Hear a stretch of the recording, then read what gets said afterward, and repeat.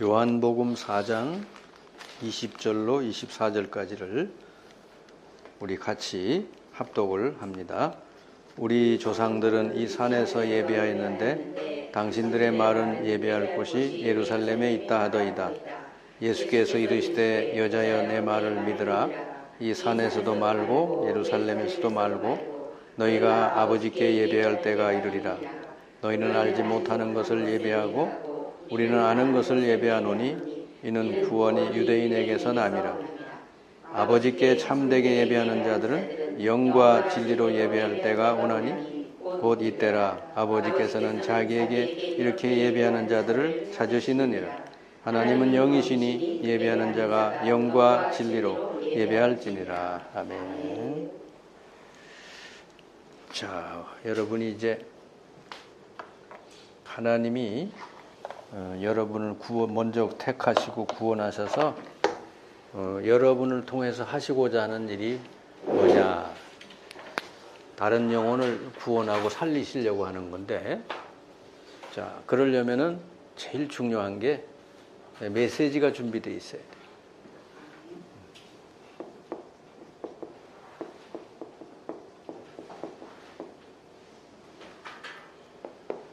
메시지라고 그러니까 또 뭐 말씀을 많이 읽어야 되나, 성경을 달달 외워야 되나, 또 그렇게 오해를 할 수 있는데 그건 아니고, 메시지라고 하는 거는 사람에게 답을 주는 걸 말하는 거예요. 지금 사람이 찾는 건 다른 게 아니잖아요. 자기의 문제에 대한 답, 문제 해결하는 길, 이게 뭔지 그걸 찾고 있거든. 그러면 여러분이 그들에게 메시지를 준다고 하는 거는 여러분 만나서 5분만 얘기해도 자기 인생의 답이 나와야 되는 거지. 예수님을 만난 수가성의 사마리아 여인이 예수님 만나서 대화하면서 인생이 바뀌었잖아요. 우리 예수님이 답을 준 거죠. 베드로가 고넬료를 만나서 말씀을 줬잖아요. 그리스도로 답을 줬잖아요. 고넬료가 인생이 바뀌었어요. 그러니까 전도라고 하는 거는 이게 오해를 하면 안 돼요. 자꾸 이렇게 사람에게 그냥 가서 예수 믿으라고 전하는 건가 보다. 그 말이 맞는 거지만은 그 사람이 예수를 믿어야 될 이유를 알아야 되는 거예요. 이유를 알려주고 예수 믿어라 그래야지. 그냥 예수 믿어라. 그냥 교회 와라. 그러면 잘 된다. 그렇게 해서 따라올 사람은 거의 없죠. 현재 자기 자신의 삶도 힘든데 교회까지 다니라 그러면 더 힘들게 생각하는 거예요. 그래서 하나님은 우리를 구원하시는 것으로 끝나는 게 아니라 너로 말미암아 모든 족속이 복을 받기를 원하신다. 하나님은 한결같이 12사도도 그렇고 또 아브라함도 그렇고 부르는 사람에게마다 다른 사람을 살리도록 너를 불렀다는 거예요. 그러니까 그게 우리의 최고의 기도 제목이에요. 그게 우리의 인생의 하나의 골인, 목표 지점이다.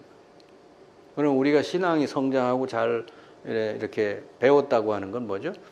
내 옆에 죽어가는 영혼을 메시지를 가지고 바르게 살릴 줄 알아야 그 사람이 신앙을 잘 배운 사람이죠.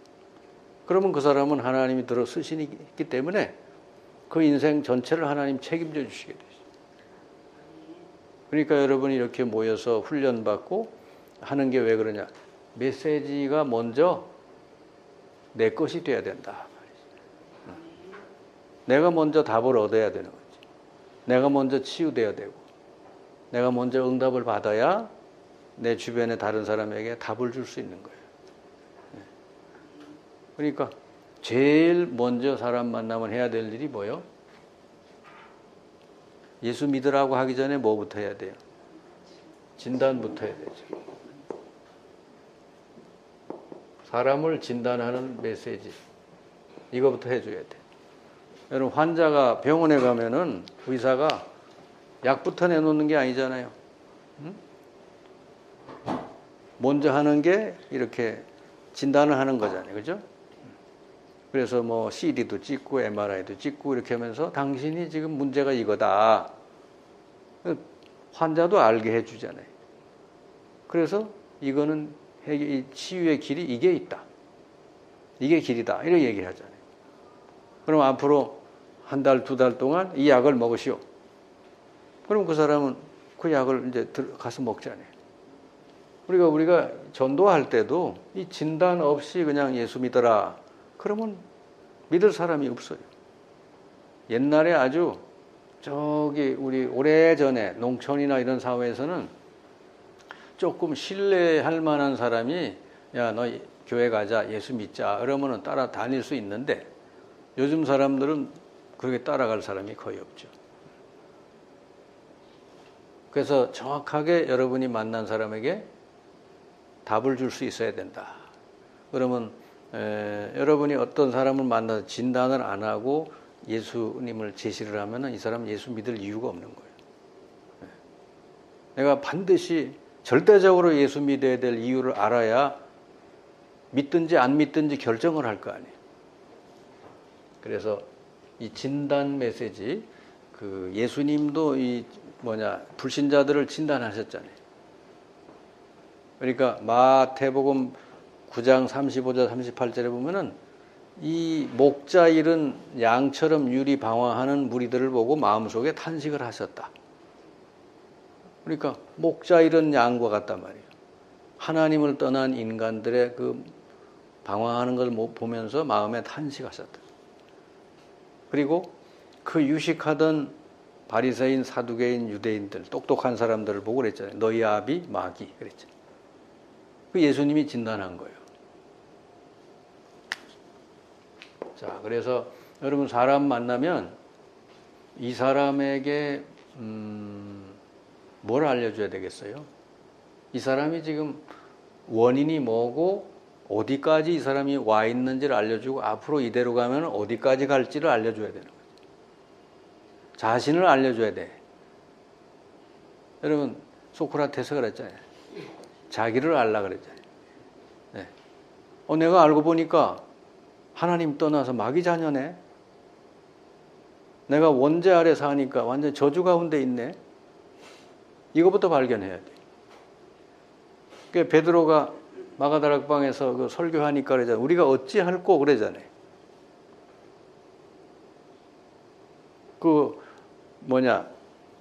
바울이 감옥에서 간수들에게 설교하니까 우리가 어찌해야 되겠냐 그러잖아요. 그게 먼저 있어야 되는 거예요. 그냥 예수 믿어라, 교회 가자, 이거 읽어봐라 그럴 게 아니고 답을 줘야 돼. 답 주기 전에 진단을 정확하게 해야 돼. 그래서 여러분 진단할 때 제일 인간에게 당신의 문제는 당신에서부터 시작된 게 아니고 여기서부터 시작이 됐다는 걸 말해줘요. 창세기 3장 1절 6절. 아담과 하와가 하나님께 범죄하고 하나님을 떠나고 그다음에 사단의 권세 아래 완전히 눌려 살게 됐다. 창세기 3장의 문제가 지금 당신에게도 와 있다. 이거를 이해를 시켜줘야 되는 거예요. 그러니까 불신자들이 이걸 복잡하게 다 얘기할 건 없잖아요. 그러니까 하나님을 떠난 것이 당신의 문제의 원인이다. 하나님을 모르고 사는 게. 그래서 이 창세기 3장의 문제가 이 사단으로 말미암아 일어난 문제이기 때문에 이건 세상의 방법으로 해결이 안 되는 거예요. 그래서 요 창세기 3장 사건 때문에 인간이 어떻게 됐어요? 요한복음 8장 44절 예수님 말씀했죠. 우리 인간의 신분이 완전히 마귀 자녀가 된 거예요. 너희 아비 마귀 그랬잖아요. 이러다 보니까 결국은 인간은 마귀를 섬기게 되죠. 출애굽기 20장 4절 5절. 우상 숭배할 수밖에 없게 됐어요. 그러니까 여러분 이상하지 않습니까? 우리 민족이 왜 5,000년 동안 산에 가서 빌고 바닷가에 가서 빌고 나무 앞에 빌고 왜 그랬을까? 온 인류가 왜 그러고 있을까? 여러분 그게 자연스러운 거예요. 그게 전혀 이치에 안 맞는 행동이에요. 여러분이 볼 때는 돼지머리 놓고 빌고 뭐 이러는 게 이상하게 보이지만은, 제사상 차려놓고 막 열심히 빌고 하는 게 이상하게 보이지만, 여러분 그냥 우리가 예수님 성경을 알기 전에는, 그죠? 당연히 해야 되는 줄 알았지. 그래야 복을 받는 줄 알았잖아요. 바로 인간이 창세기 3장의 요 사건 때문에 결국은 인간이 마귀의 자녀가 됐기 때문에 우상 숭배할 수밖에 없게 된 거지. 그러다 보니까 당연히 일어나는 게 영적인 문제가 와요.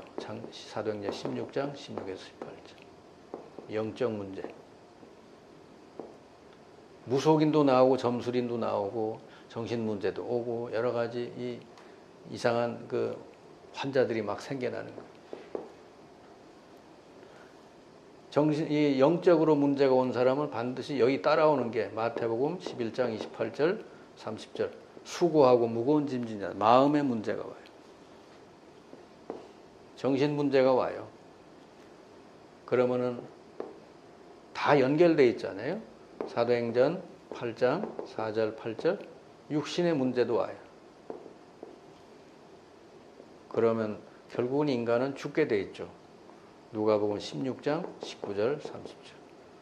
30절이니까 31절이죠. 죽음과 내세. 이 사람이 죽어서 끝나는 것도 아니고 이 영적인 문제는 후대들에게 고스란히 내려간다. 고린도전서 10장 20절.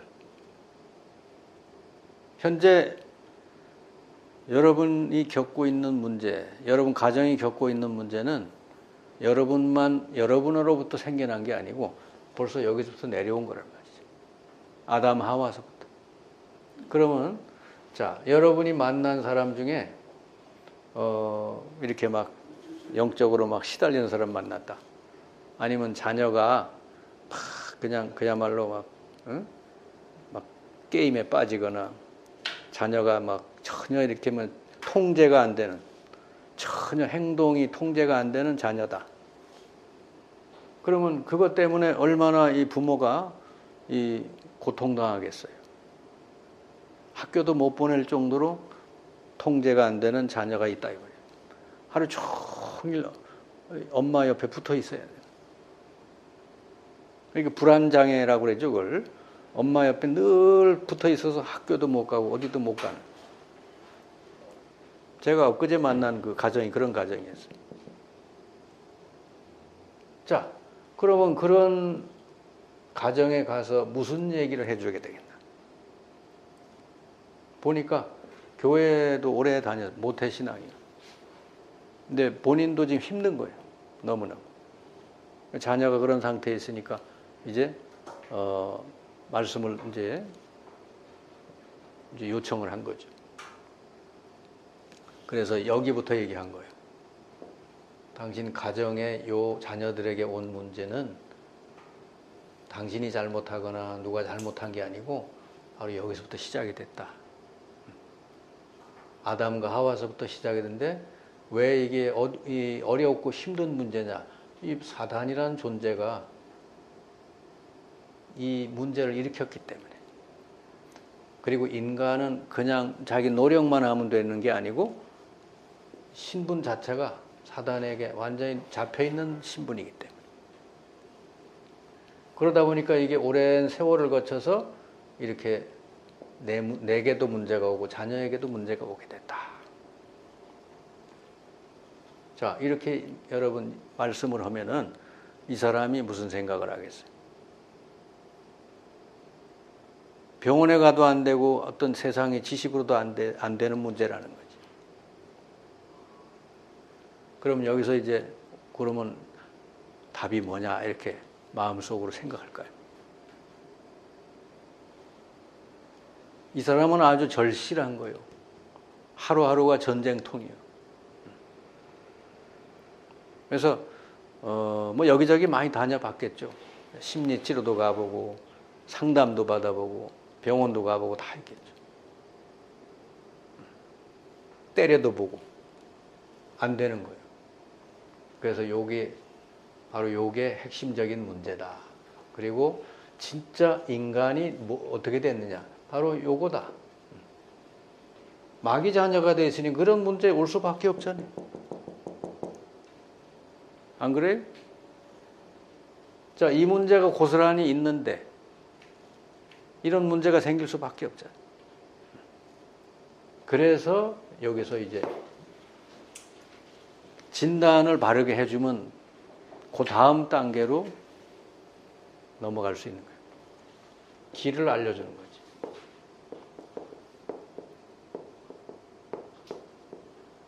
이때 길을 알려주는 거예요.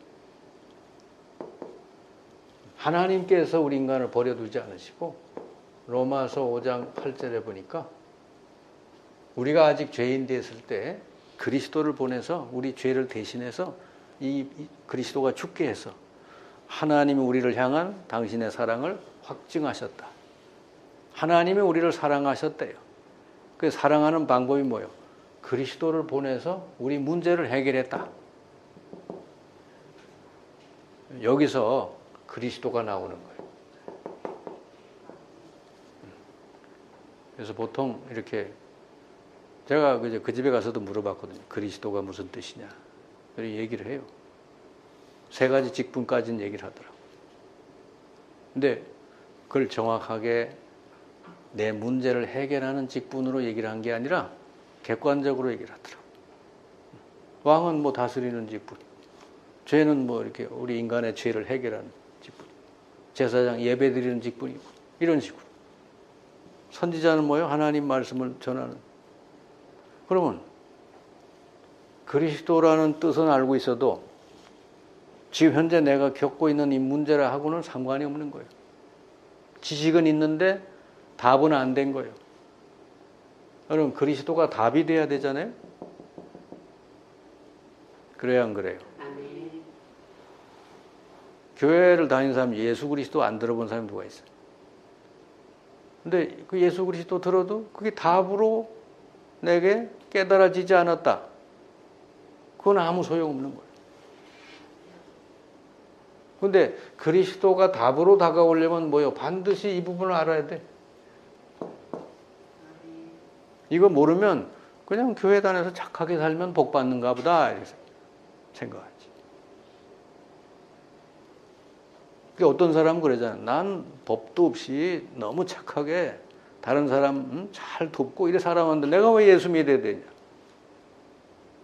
그런 사람이 있잖아요. 그죠? 나만큼만 살아봐라 그 말이에요. 근데 이걸 몰라서 그런 거예요. 아무리 착하게 살아도 그 사람 신분이 바로 이 신분이다. 자, 그래서 이 그리스도가 오셔서 요한복음 19장 30절에 보니까 십자가에 달려서 이 3가지 문제를 다 해결하시고 끝내셨다. 우리의 죄를 해결하고 하나님 만나는 길을 여시고 사단의 권세를 다 꺾으셨다. 그래서 이 증거로 부활하신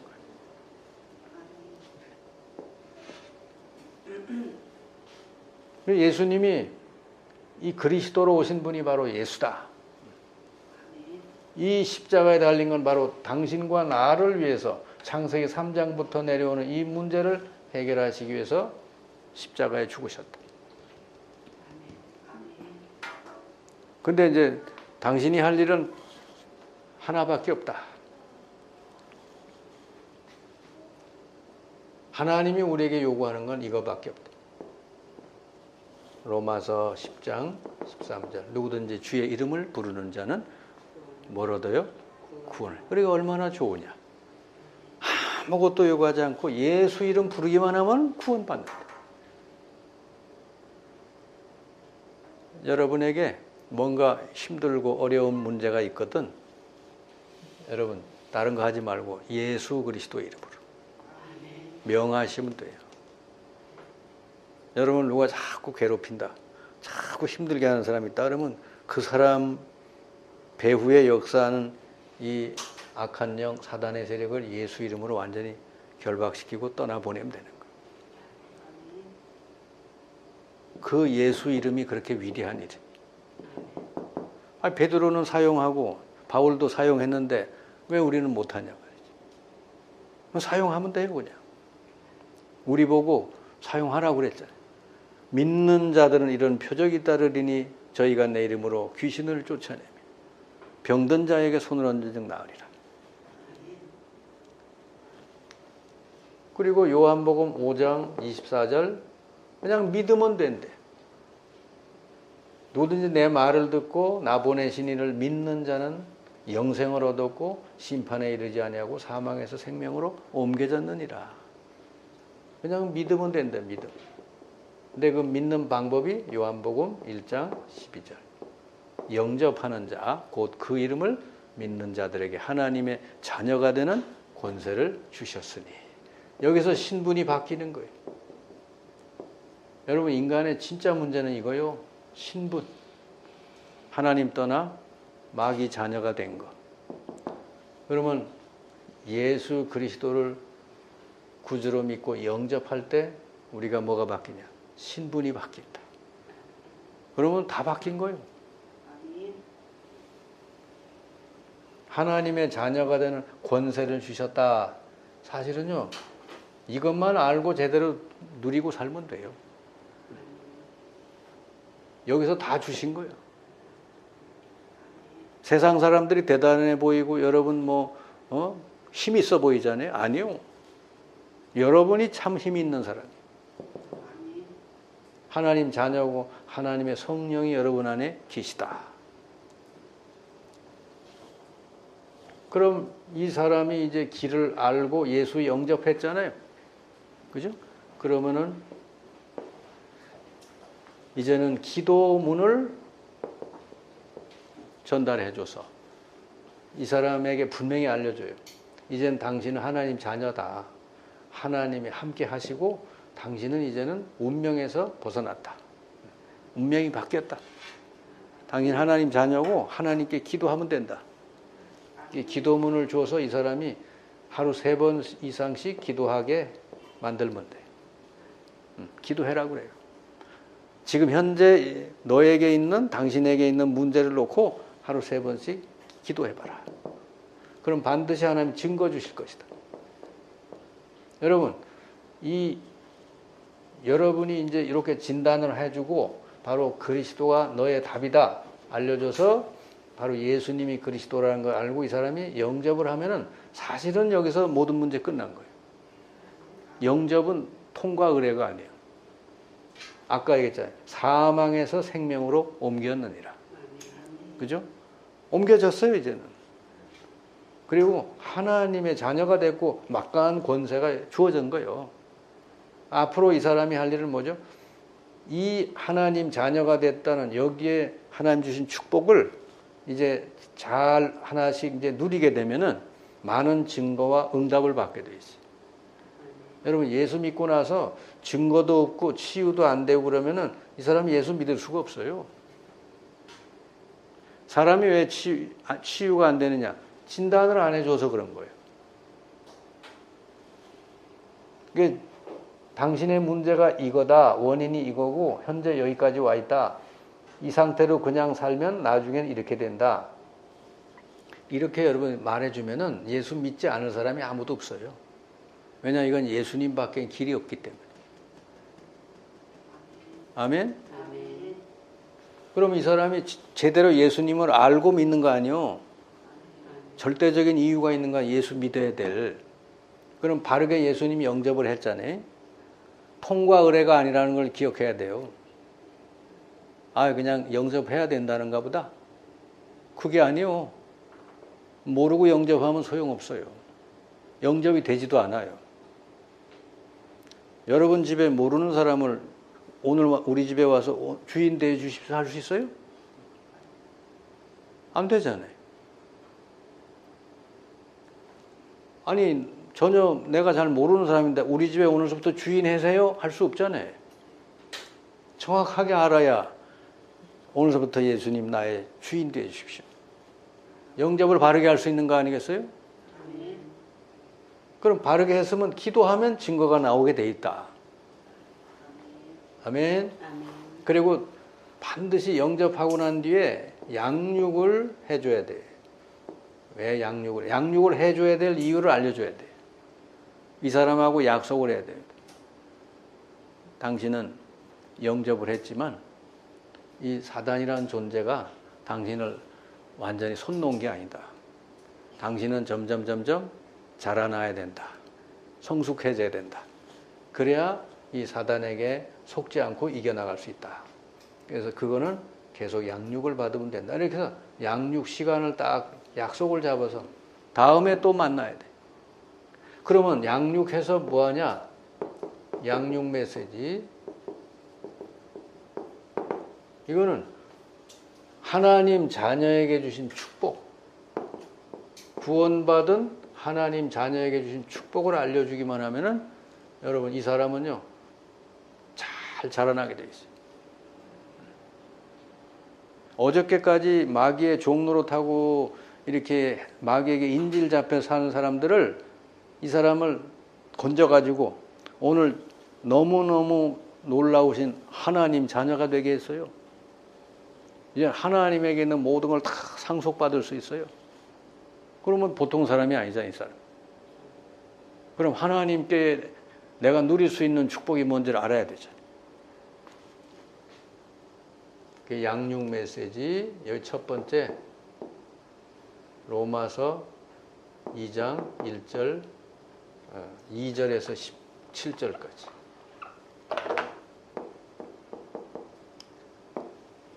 이제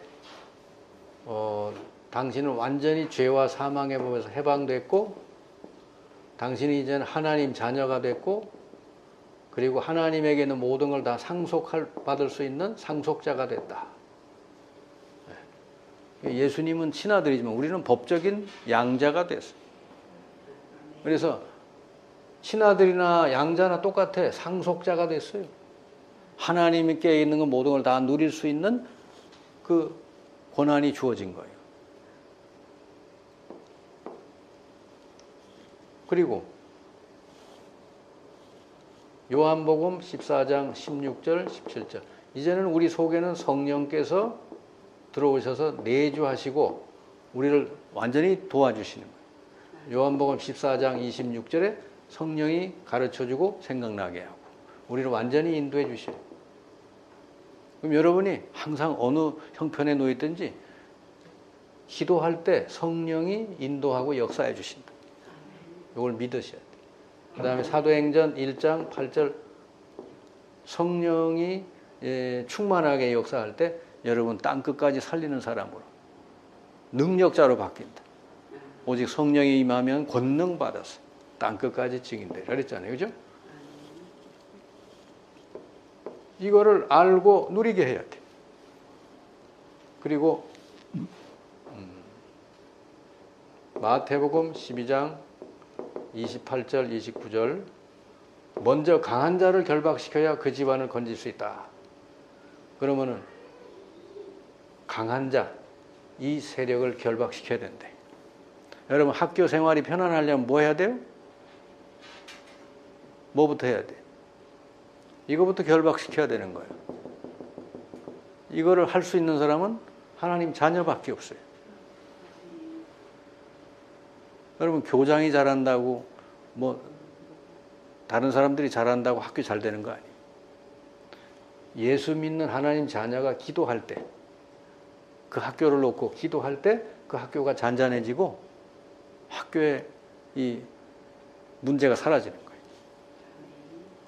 저는 이게 북이 전여 중에 4년 들어가서 교사의 모임을 했거든요. 근데 딱 두 사람이 은혜 받고서는 기도하고 아이들에게 복음 전했는데 학교가 잔잔해졌어요. 아멘. 그러니까 두 사람의 그 힘이 얼마나 크냐 이거요. 두 사람이 학교 놓고 기도하니까 학교가 잔잔해진 거요. 폭력 대장이 예수 믿게 되고. 그러니까 이거를 우리에게 주셨다는 거죠. 누가복음 10장 19절. 내가 너희에게 뱀과 전갈을 밟으며 원수의 모든 능력을 제어할 권세를 주었으니 너희를 해칠 자가 결코 없으리라. 이건 사용을 해야 나타나지.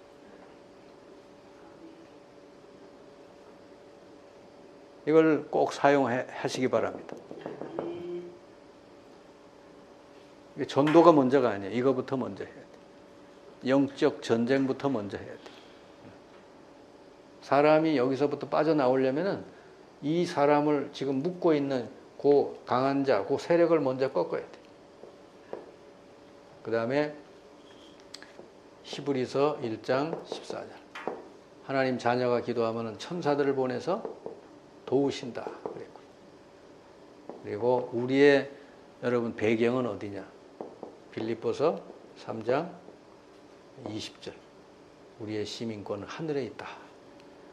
우리의 배경은 하나님과 하나님 나라가 우리 배경인 줄 믿습니다. 그러니까 여러분 보통 사람이 아니요. 옛날에는 요즘 뭐 이런 백 같은 거 잘 안 따지는데 옛날에는 백이 있어야 뭐 되고 그랬잖아요. 그죠? 백. 근데 예수 믿고 하나님 자녀 된 사람은 하나님과 하나님 나라가 배경이다. 여러분 항상 이거 생각하면 얼마나 힘생겨요? 나의 배경은 하나님이다. 하나님이 나를 받쳐주고 있다. 넘어져도 괜찮고 자빠져도 괜찮고 실패해도 괜찮다. 예? 이걸 누리란 말이에요. 누려요. 요셉이 잘 누렸어요. 다른 거 필요 없잖아요. 여호와께서 요셉과 함께 하심으로 그가 형통한 자가 돼요. 벌써 뭐 현장 가가지고 하나님은 안 보이고 그냥 현장에 눌리고 사람들 말에 눌리고 막 그러면요 못 누리는 거예요. 요셉은 전혀 그렇지 않았다. 우리와 함께 가시는 하나님은요 우주 만물의 주인이시죠. 말씀 한마디면 끝나는 거 아니겠어요? 그 배경이 우리 배경이요. 자, 그래서 이렇게 놀라운 축복을 이렇게 줬으니 이거 누리면서 이거 하라는 거지. 마태복음 28장 18절 20절. 너희는 가서 모든 족속으로 제자를 삼으라. 아무것도 안 주고 뭐 모든 족속 만민 어떻게 가요? 못 가지. 다 줬으니 이걸 누리면서 하라. 그래서 여러분 이게 하나님 자녀에게 주신 축복을 알려줘야 이 사람이 기도할 줄 알게 되는 거예요. 기도는 뭘 자꾸 이 고아처럼 맨날 뭘 달라고 하는 그런 수준으로 하는 사람들이 많은데 이미 하나님 자녀 됐을 때 다 주셨어요. 자녀는 이걸 누리는 게 자녀예요. 기도는 이거 누리면 다 되게 돼 있어요. 그리고 기도 제목도 여러 가지 할 것도 없다 그래서 너희 필요를 다 알고 계시다. 한 가지만 해도 된다 그랬잖아요. 마태복음 6장 33절. 먼저 그의 나라와 의를 구하라. 그래야만 모든 것 더하시리라. 하나만 기도해도 다 주신대요. 근데 대부분 기도하는 거 보면요. 그냥 자기 뭐 가정, 자녀 이렇게 그런 것만 있지. 이거는 별로 없어요. 근데 이거를 여러분 진짜 마음에 품고 이게 하나님이 진짜 원하는 게 이거잖아요. 우리가 이 축복을 알기를 원해요. 우리가 받은 구원이 완전한 구원이라는 걸 알기를 원하시. 염려하지 않아도 되는 거예요. 염려하지 않아도 될 만큼 이런 축복을 주셨잖아요. 이거면 됐잖아요. 그죠? 더 필요해요? 하나님이 아예 우리 속에 성령으로 오셔서 함께하고 인도하고 이렇게 막강한 권세도 주시고 우리의 배경이 이 땅이 아니라 하나님 나라. 이것만 날마다 누리면 된대. 이걸 제대로 누린 사람은 뭐요? 한 세계를, 한 나라를 살렸어. 다니엘이 제대로 누렸고 초대교회가 누렸고 그죠? 그들이 뭐 열심히 뭘 연구를 해가지고 바벨론 살리고 그런 거 아니에요. 이걸 기도로 누렸다니까. 초대교회가 뭐 120명, 힘도 아무것도 없는 사람인데 기도하니까 성령이 다 역사하셨어요. 로마까지 가서 복음 다 전했잖아요. 그러니까 여러분 요 양육을 통해서 이 부분을 알려줄 때 이 사람이 이걸 가지고 이제 하나하나 기도하고 나갈 수 있다 하는 거죠. 그럼 여기서 뭐가 와요? 여기서 치유도 되고 응답도 오고 다 와요. 그러면 이 사람은 이제 나의 삶의 목적은 이 세상 사람들이 추구하는 그런 게 아니고 나의 삶의 목적은 이거구나. 이 사람은 이제 뭐가 돼? 사명자가 되는 것이지. 사명 메시지. 이 사람이 이렇게 이 누리다가 보면 응답 오고 치유되고 그러면 너무너무 이제 기쁘잖아요. 그러면 이제 생각이 바뀌어. 내가 사는 목적은 바로 내게 주신 은혜를 사람들에게 전하는 거구나. 이렇게 바뀌어요. 그러면은 요 사명 메시지는 다른 게 아니고 바로 이거를 가지고 내 현장에서 어떻게 사람을 살릴까? 그럼 현장에서 조용히 개인 기도서부터 하는 거지. 그러면 이 메시지가 있는 사람이 개인 기도하면 반드시 갈급한 영혼을 붙여주셔요. 만남을 주셔. 베드로가 기도할 때 고넬료를 붙여주시고, 그죠? 바울에게 루디아를 붙여주고, 이렇게 붙여줬듯이 사도행전에 보면 이 중요한 만남이 계속 생기잖아요. 그러면 하나님이 예비한 사람 만나니까 복음 전하면 되자. 그러면 여기서 만나서 영접하고 그러면은 이제 이 사람하고 모여서 말씀을 지속적으로 전하는 현장이 생긴다. 여러분 현장이 계속 이 말씀 현장이 생겨서 계속 하면요. 하나님은요 계속 작업을 해요. 요 갈급한 영혼을 계속 여기다가 붙여주시게 돼요. 그게 전도가 되는 것이죠. 아멘. 사도행전이 다 그 내용이에요. 집집마다 요거 했다니. 요게 여러분 성경 66권이에요. 왜 인간이 불행할 수밖에 없는가? 거기에 하나님 주신 답이 뭐고 또 어떻게 믿어야 되고 믿는 자에게 어떤 응답이 오고 어떤 축복이 왔는지 그리고 하나님이 우리 믿는 자를 통해서 하시기 원하는 게 뭔지 성경 66권이에요. 이게 다 메시지가 있는 거죠. 그죠? 잘 진단하고 답을 주고 이걸 가지고 메시지라고 그런다. 자, 오늘 예배에 대한 말씀. 예수 믿고 구원받고 어느 정도 치유된 사람은요, 이제 예배 나오지 말라 해도 나오게 되죠. 왜? 감사하니까.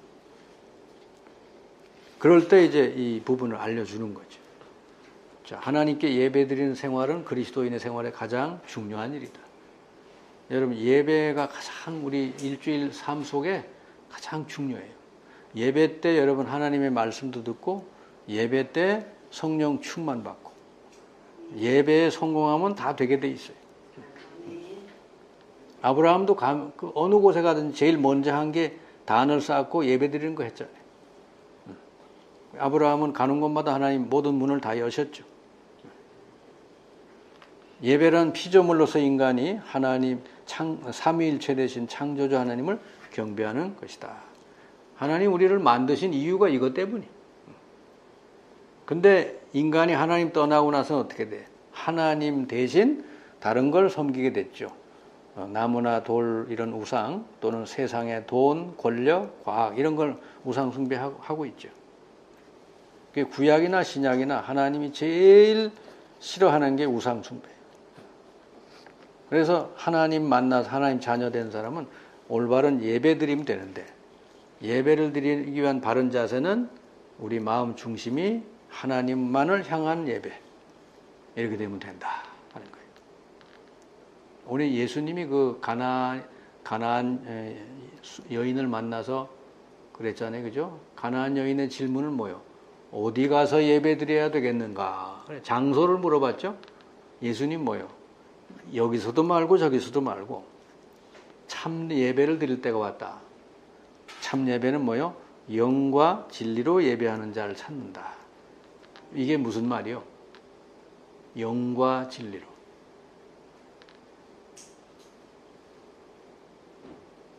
성령을 모시고 예수님을 영접해서 성령을 모시고 그리고 예수 이름으로 나오는 걸 말하는 거죠.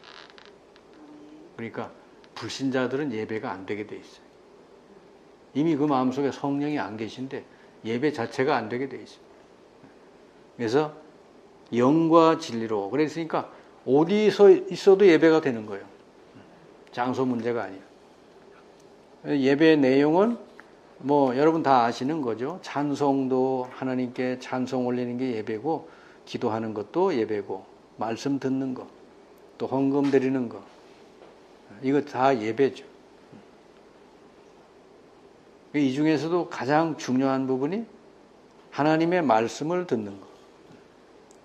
예배 때마다 여러분 가면은 여러분 각자에게 주신 말씀이 들려와야 돼. 그 사람은 성공하게 돼 있어요. 예배의 종류는 공예배하고 기타 예배인데 공예배는 공동체가 함께 드리는 예배고 기타는 각 여러 가지 구역 예배나 뭐 이런 새벽이나 이런 특별한 목적으로 드리는 예배를 말하는 거예요. 예배를 잘 드리기 위해서는 뭐 여기 시간, 태도, 좌석, 정성 이런 거는 이제 새신자들에게 이거는 이제 양육 교재이기 때문에 이렇게 나와 있죠. 사도신경과 주기도문도 알려줘서 하도록 그렇게 하면 됩니다. 자, 한 사람이 하나님을 만나서 이 하나님의 주신 축복을 누리면서 예배가 잘 올바르게 되도록 해주는 거. 이게 여러분 가장 인생에 성공하는 길인 줄 믿습니다. 네. 그래서 근데 사실은 여러분은 어떤 그 문제나 이 환경에 있어도 괜찮아요. 성경 얘기를 자세히 보시면은 진짜 이건 뭐 절망할 수밖에 없는 환경에 있었는데도 괜찮잖아요. 그렇죠? 대표적인 사람이 요셉이잖아요. 다니엘도 그랬죠. 사자굴에 들어갔어요.